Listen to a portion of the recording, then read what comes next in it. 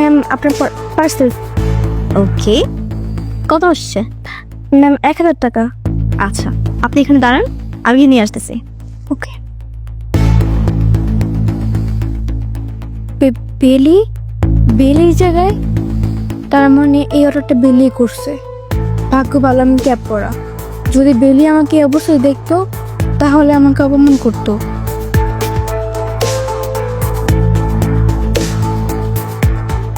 Thank you ma'am.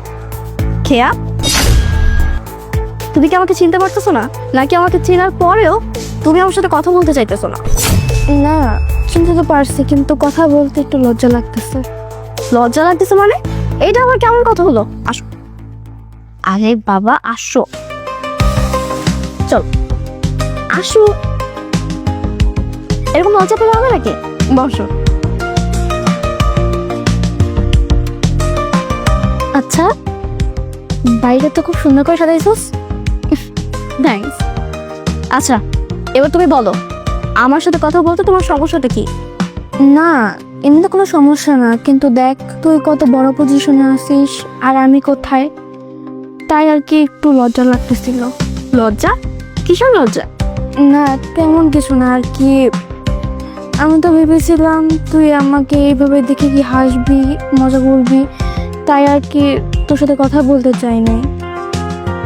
দেখ, তুই আর আমি একসাথে কিন্তু পড়ালেখা করছি, এখন তুই কত বড় পজিশনে আর আমি হচ্ছি একটা সামান্য ডেলিভারি গার্ল। এখন তুই যদি আমাকে দেখে মজা করিস, হাসি ঠাট্টা করিস, তাই আর কি তোর সাথে কথা বলতে চাইনি। এই যে দেখ, তুই যে হাসতেছিস। তুমি একটা ডেলিভারি গার্লের কাজ করো, এই জন্য আমি হাসতেছি না, তোমার কথা শুনে আমি হাসতেছি। আচ্ছা, তুমি কি কোনো খারাপ কাজ করতেছো? চুরি করতেছো? না তো। শোনো, কোনো কাজকে কখনো ছোট করে দেখতে হয় না, আমাদের কাছে সব কাজই সবসময় বড়। অ্যান্ড আমি খুব প্রাউডও ফিল করি যে আমার ফ্রেন্ড কাজ করে খায়, কষ্ট করে খায়। তুমি দেখো, আমাদের তো আরো অনেকগুলো ফ্রেন্ড ছিল, তারা কত খারাপ খারাপ দিকে চলে গেছে, কত বাজে নেশার মধ্যে এখন তারা যুক্ত হয়ে গেছে, কিন্তু আমরা এখন কত ভালো একটা পজিশনের মধ্যে আছি। তুমি কাজ করে খাচ্ছো, আমিও একটা বিজনেস করতেছি, এটা তো ভালো দিক, তাই না?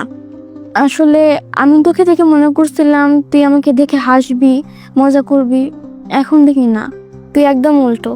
থ্যাংক ইউ রে, তুই যত ভালো মনের মানুষ আমি আগে বুঝতে পারি নাই।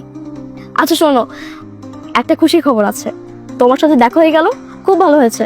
আগামী 2 মাস পর আবার বিয়ে, দাওয়াত রইলো, তোমার আসতে হবে কিন্তু। হ্যাঁ, অবশ্যই আসবো। তোর বিয়েতে যা কিছু লাগবে সব কিছু কিন্তু আমি অ্যারেঞ্জ করব, আমি অনেক মজা করব।